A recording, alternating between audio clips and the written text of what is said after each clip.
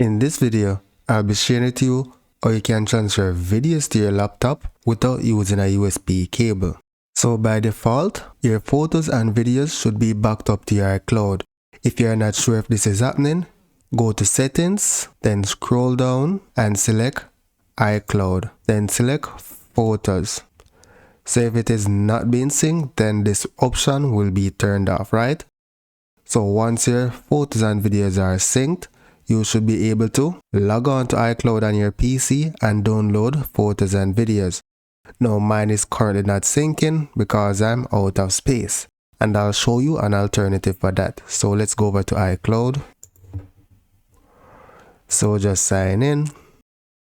So once you select your photos folder, okay, you should now be seeing your videos and photos.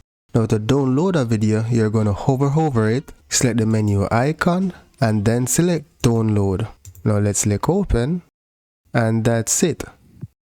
Now alternatively, if you don't have any space in your iCloud, what you can do is use Dropbox, right? So once you download and install Dropbox on your PC, you'll be able to upload and synchronize files between your laptop and your iPhone.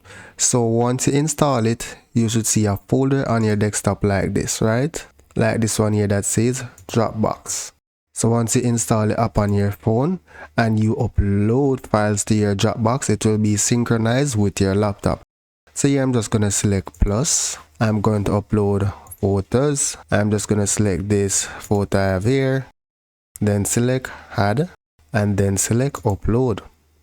Now let's minimize this and refresh, and you can see the photo I uploaded. So it will work the same way if you uploaded a video. So that's it for now, guys. Thank you for watching and see you in the next video.